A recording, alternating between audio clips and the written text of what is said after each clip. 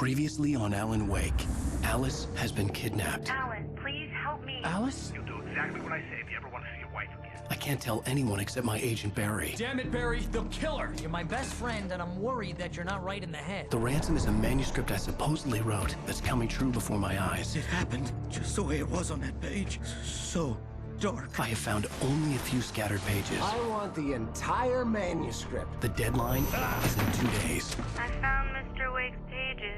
Good girl. How the hell did she get her hands on the manuscript anyway? I don't know. She's resourceful. I told you were too hard on her. Listen, I found out all sorts of interesting stuff while I was digging around. Yeah. Mr. Wake, it's Sheriff Breaker. We have an FBI agent here, Agent Nightingale. FBI? He's anxious to see you. You'd better come to the station. Okay, I'll be right over, Sheriff. Let's make this quick, huh? Help you folks? Name's Randolph. I'm the manager. We're looking for Rose. Works as a waitress down at the diner. Rose, sure. Nice girl. Who wants to know? I'm Alan Wake. The writer, huh? I heard on the radio you were visiting. Well, I'll show you her trailer. That Rose, she's a nice girl. Always pays her rent on time. As I was saying, Al, I found all sorts of weird stuff from the local newspaper's archives. This place is crazy. Disappearances, mysterious deaths, urban legends come true, and get this, most of this stuff takes place around Cauldron Lake. Well, you ain't wrong, mister. The Indians thought the lake was a doorway to the underworld. I'm the God-fearing type myself. I don't hold with that sort of thing. Yeah, okay. Anyway, there was an island there owned by a guy called Thomas Zane. Now, some of the articles I found about him make him out to be a famous writer, but I ran a bunch of searches, couldn't find a single thing he wrote. Zane was heavily into diving, so much so that the place came to be called Diver's Isle. But the volcano under the lake erupted in 1970, and Zane went down with the island. Yeah, how about that? It was there in the morning, as if it had fallen from the sky. But it would take a tornado to lift something like that. We're damn lucky it didn't crush any of the trailers. Come on, mister. I'll take you to Rose's trailer.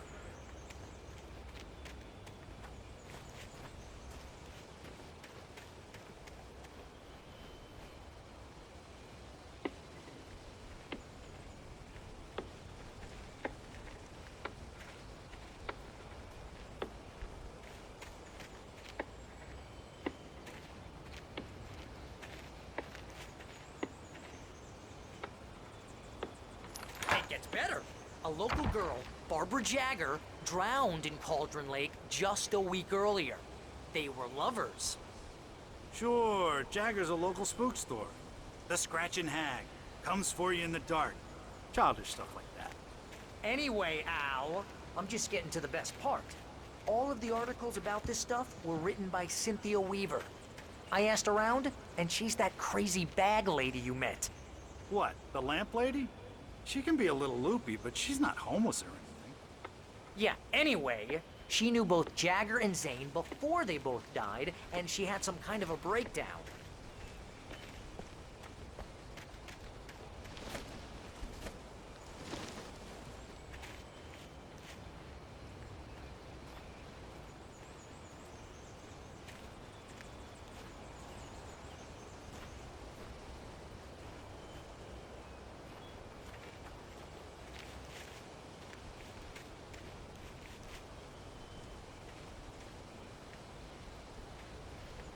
Well, mister, this here's Rose's trailer. You mind me asking what you want with her? We're just here to talk to her, pal.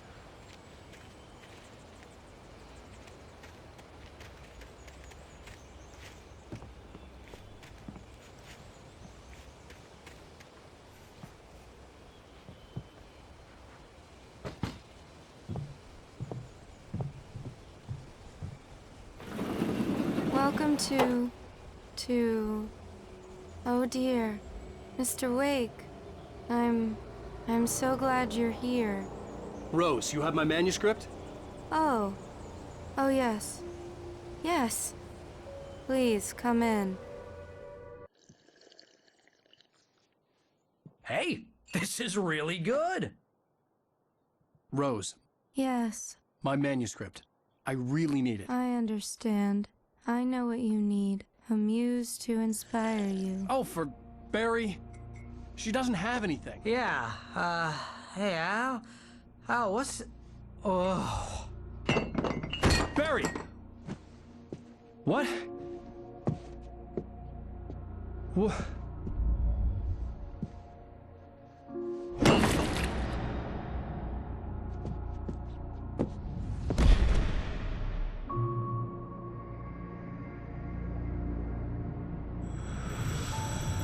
It's coming for you, hiding in my barber's skin.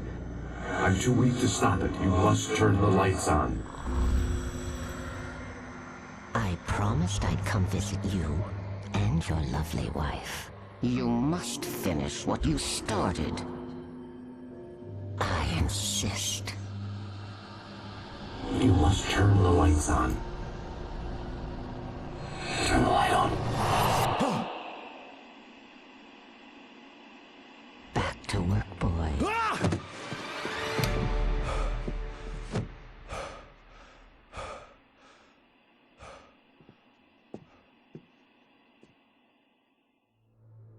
I felt nauseous, hungover. Only anger kept me going. I can't tell reality from dream anymore, but it seems I have an imaginary editor to help me. She's an old woman in a funeral dress. I call her Barbara Jagger. She's very strict. I'm writing faster and faster. My manuscript is being heavily revised. The edits are getting very aggressive, and each day there's less of me and more of her. I hate it, but I know she's right.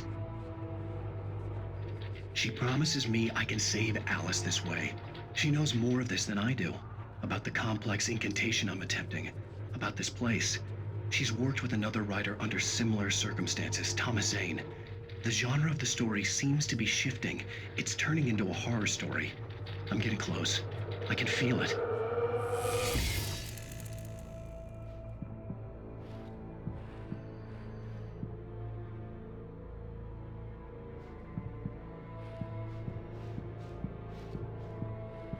Rose took a day from me. I had less than 12 hours left to meet the kidnapper. All I could do was get Barry into the car, work something out once I got on the road. Welcome to the Oh Dear Diner. What can I get you today? Coffee? I couldn't work up much hate for Rose. Something had used her to get to me and left its mark. First refill is free. Milk and sugar on the counter there. Would you like to hear today's specials? Thank you. A nice day. Come back soon. Barry was out of it. He was way too heavy to carry. You're right. I deserve more money. I'm so handsome. My gun and flashlight were gone. I'd have to find a way to get Barry into the car as quickly as possible. There was no time to waste. Mr. Randolph liked Rose. That little smile she had. How she was still sweet when life had tried so hard to make her bitter. It wasn't any of his business what she did in her trailer. But those strangers, the writer and his smart-ass sidekick, looked like trouble. And they'd been in there for hours, way past her normal bedtime. He reached for the phone and called the sheriff's station.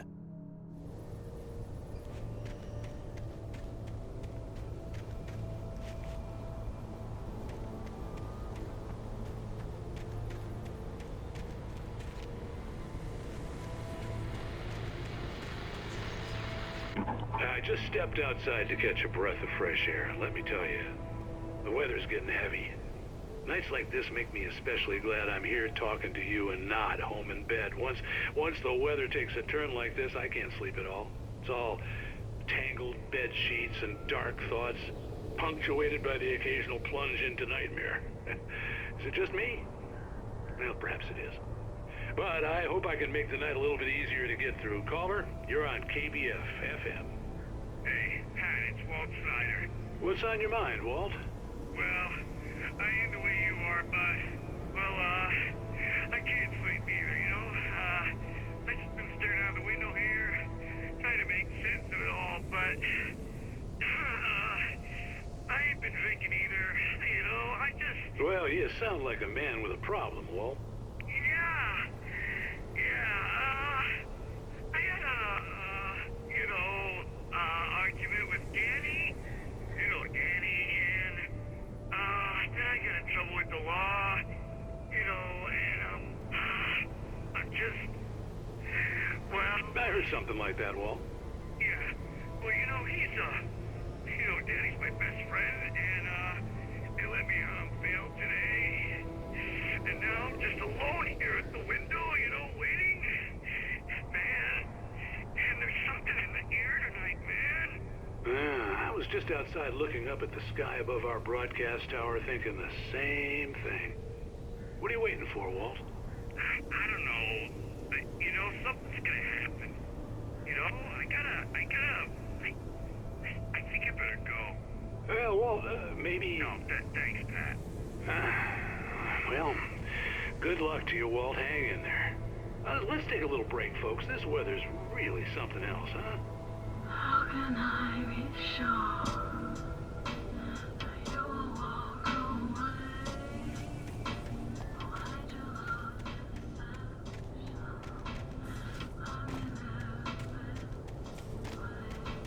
How can I be sure?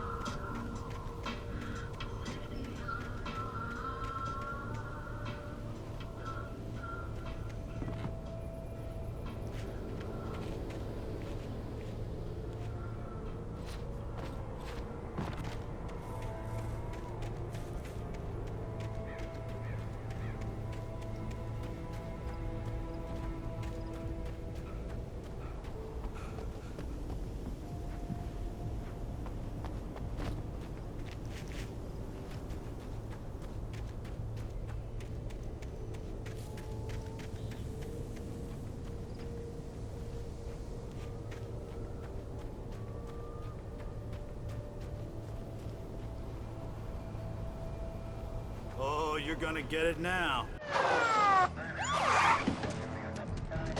God knows what you've done to that poor girl. This is Agent Nightingale, FBI! Get him up, Hemingway! You're under arrest! You move a muscle, I'll unload right in your goddamn face! Stay right where you are, Spillane!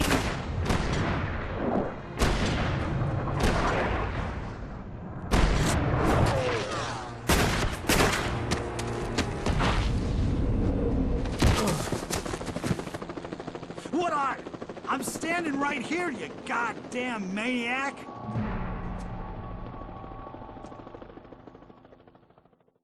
I hated to leave Barry behind, but there was no way I'd miss my appointment with the kidnapper. Give it up, Mr. Wake! Come on! Take it easy on him. Get after him. Don't let him get away. Move it. I'll have you shot if you let him get away.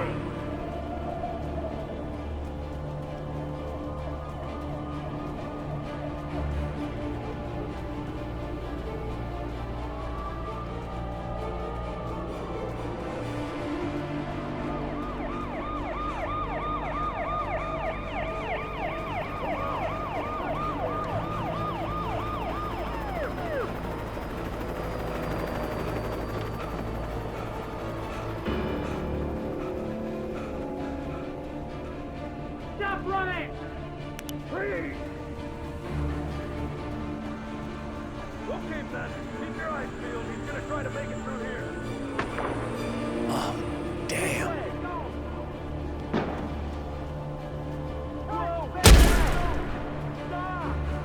Stop the way! Right now!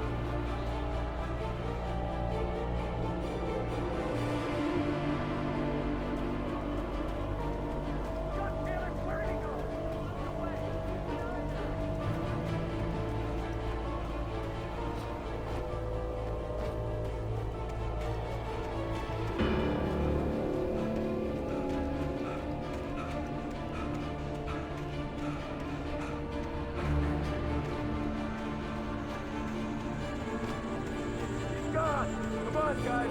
We need to head him off. For decades, the darkness that wore Barbara Jagger's skin slept fitfully in the dark place that was its home and prison. It was hungry and in pain. It dreamed of its nights of glory when the poet's writing had called it from the depths and given it a brief, terrible taste of power and freedom. The rock stars had stirred it from the deep sleep the poet had sunk it back to in the end. When it sensed the rider on the ferry, it opened its eyes.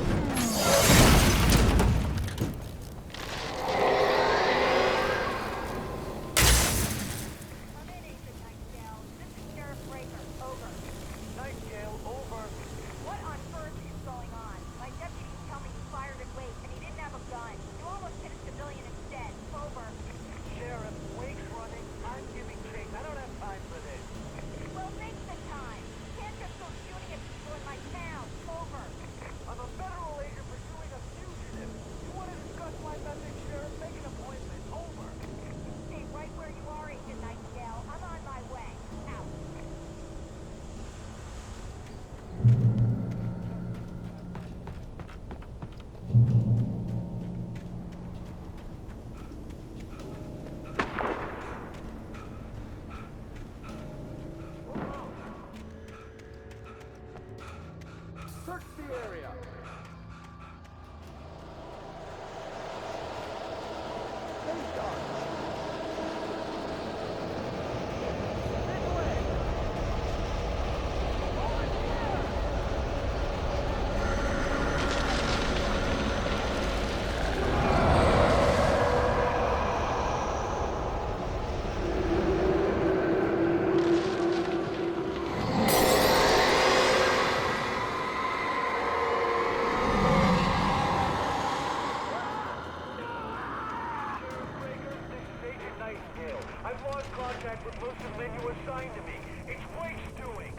This horror was everywhere I went, circling me.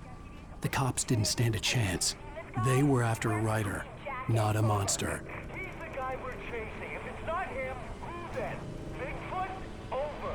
I don't know yet, but I'm not in the habit of jumping to conclusions. That tends to come back and bite you in the ass. Out.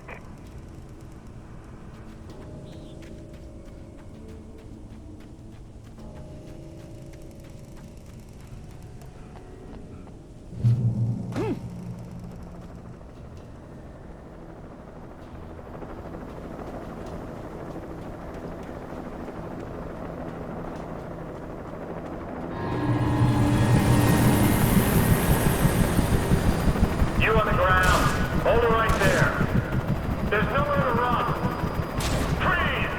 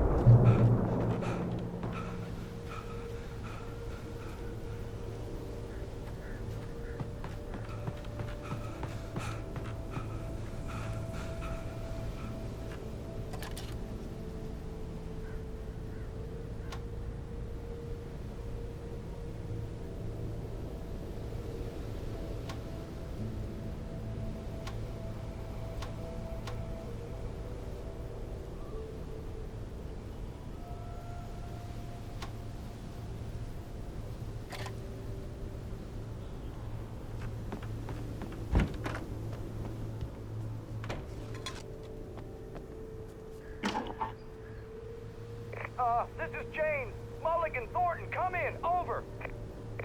Thornton here. James, we got both Wheeler and Rose in custody. They didn't put up a fight or anything. Why, they were... Hey, what are you doing? Come on! Sit down and give me that. Jane, Mulligan here. Over. Go ahead, Mulligan. Over. We got Wheeler and Rose here. Wheeler's drunk or hopped up on something.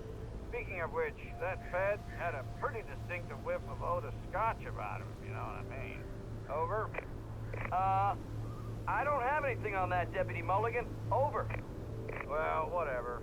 Anyway, Rose is just being plain weird here. You better get Doc in to take a look at both. Over. Gotcha. You better get them here quickly. The Fed's gonna want to interview Wheeler. Over. Oh, yeah, I'll bet he does. Looks like they have a lot in common. Mulligan out.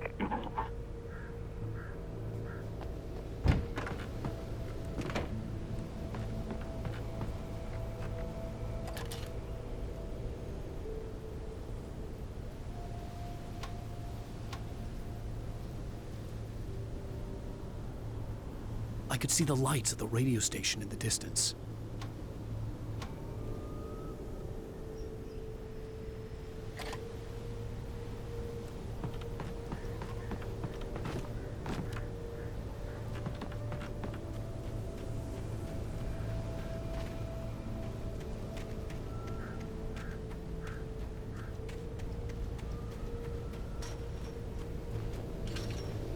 I imagined that the broadcast tower in the distance was part of the local radio station.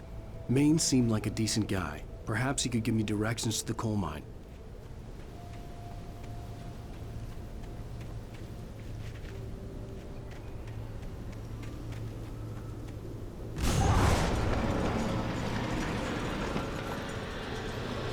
Unnatural shadows clung to the gate. The darkness that was after me was trying to stop me. I wouldn't get through it.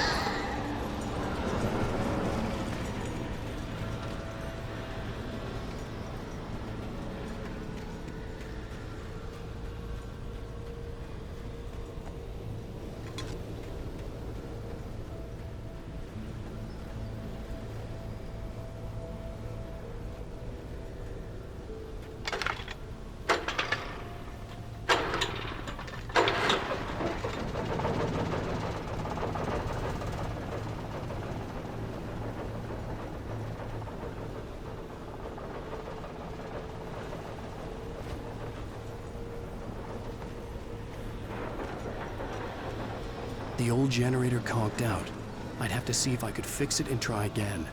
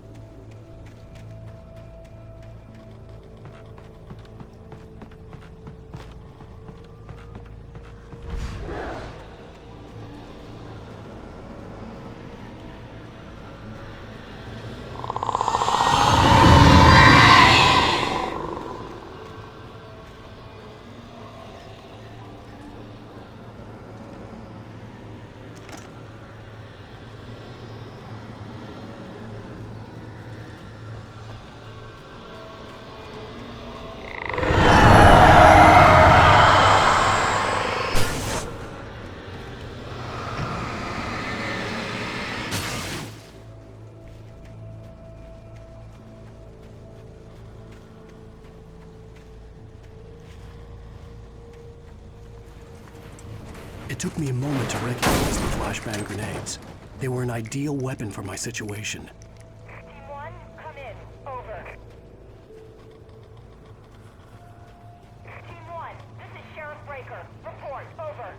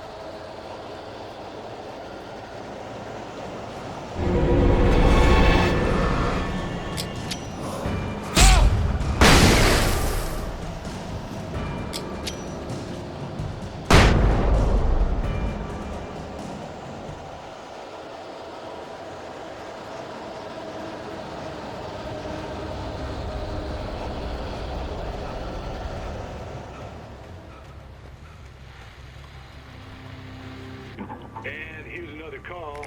You're on KBFFM with Pat Maine. It's Milt Peabody, Pat. What's on your mind, Milt? Well, I live near the trailer park, Pat, and there's a big ruckus going on over there. Well, that's just up the road from me, too. What's going on, do you know? I don't know, but there's a bunch of police cars there, lots of sirens, a helicopter buzzing around, and I think I heard some gunshots. Gunshots? Yes, sir, like from a pistol. So can you find out what's going on? Because it's just next door and they're popping off guns there. They're still shooting? No, it was maybe 10-15 minutes ago. It sounds serious, Pat. I'm telling you, it don't sound like no party. I'm certainly going to give the station a call, Milt. Okay. You'll hear it here as soon as I hear from them. Okay, thanks.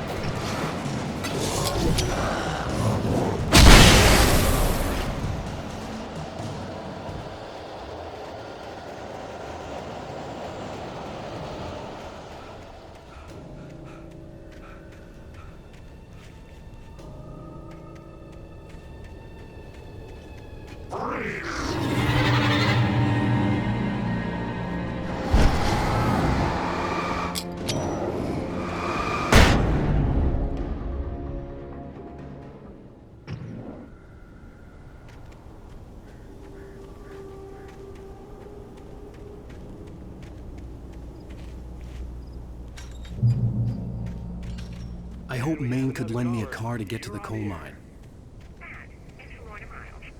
Oh, why, hello, Lorna. What do you have for us? Well, I just don't see why the cops bother with the trailer park. What do you mean? It's a trailer park. Of course you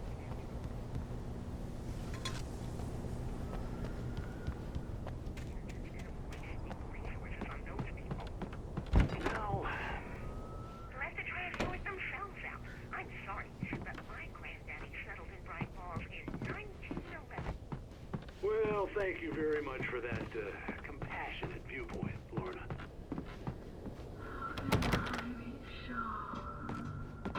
Oh, here's a little surprise. The famous writer Alan Wake just walked in, folks. I'm going to see if I can talk him into an interview. Come on in, Mr. Wake. Oh, I'm so glad you could find the time to do this, Mr. Wake. Nowhere to run now, Dan Brown. You back away from me. Don't hurt it. Whoa. Everyone calm down. Put the gun down. We're all friends here, right? Cool your jets, Nightingale. We got him. Judas Priest! What the hell's the matter with you? There's a civilian in there.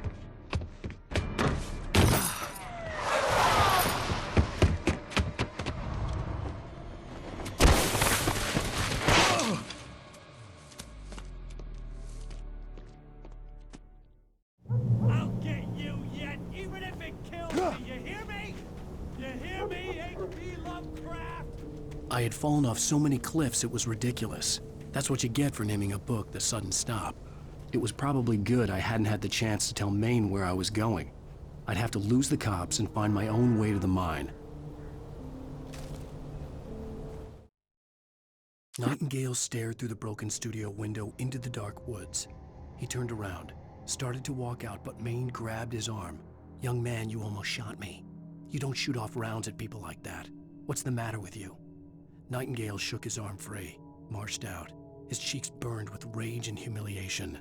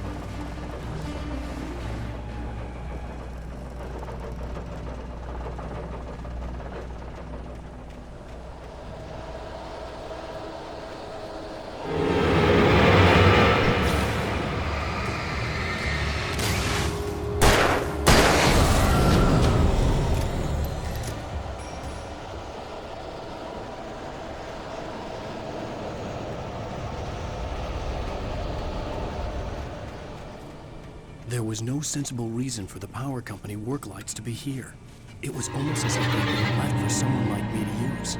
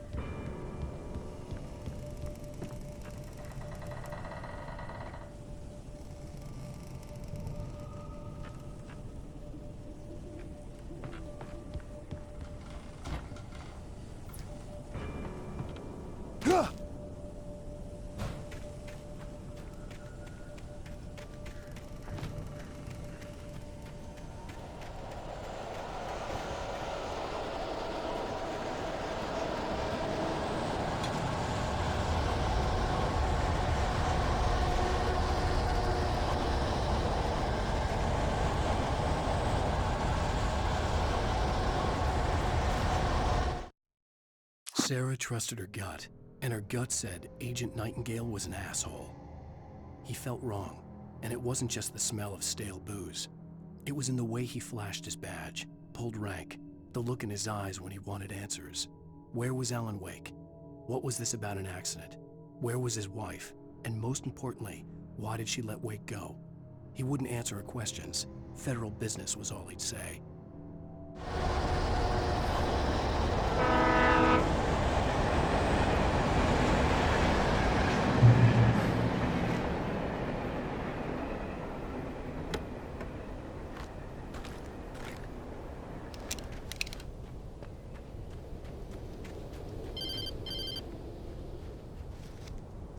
Hello? The most stubborn man I've ever met. Alice? Alice? Alan, I'm so afraid. He keeps me in the dark. Please help me. I look at you, Alan, and it's not you. Something else. Looking out from behind your eyes. Alice, I'm here. I'm so alone here. It's all gonna go to hell. You need to be careful. Cooperate.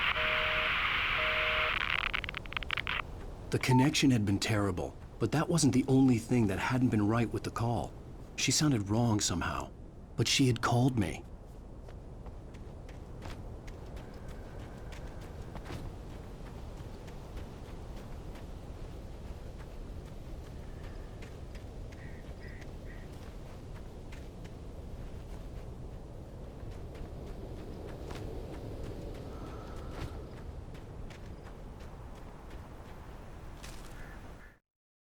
The pipe wrenched itself loose from the bridge's steel framework. Wrapped in darkness, it floated in midair, twitching. For a moment, I didn't understand what I was looking at. The heavy object lurched at me with impossible force. I threw myself out of the way, but just barely. When I turned my flashlight on it, it shook in a dark rage before it flew at me again.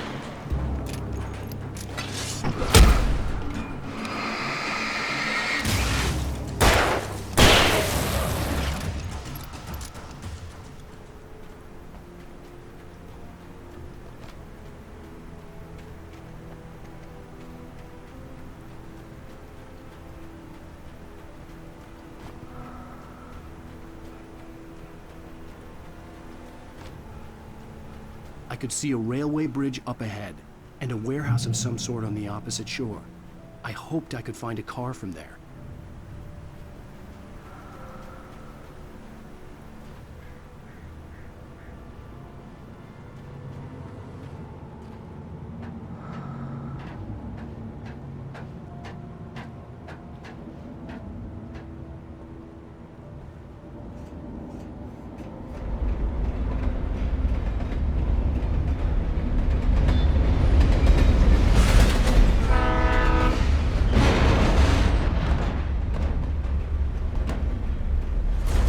That was pursuing me was growing stronger, and it was taking over everything in its path.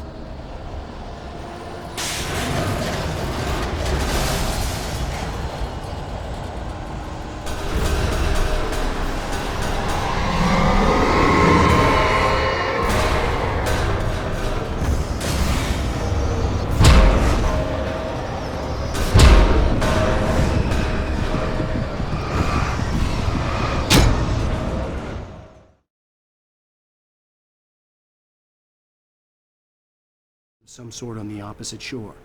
I hoped I could find a car for